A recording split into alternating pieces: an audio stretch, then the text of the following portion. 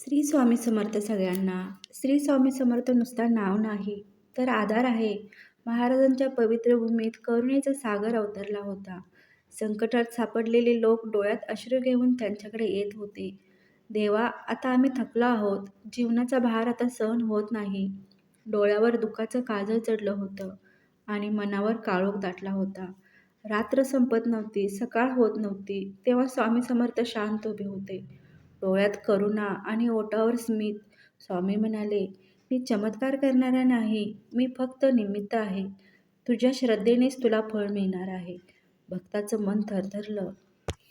डोळ्यातून अश्रू ओघळले.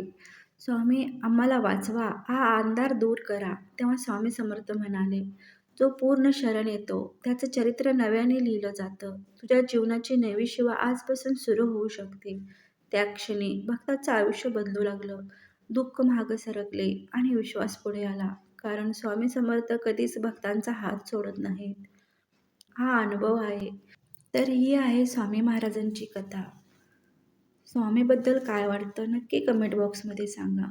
आणि स्वामींचे भक्त असाल तर श्री स्वामी लिहायला विसरू नका. असेच नवनवीन व्हिडिओ पाहण्यासाठी चॅनेलला सबस्क्राईब आणि लाईक करायला विसरू नका.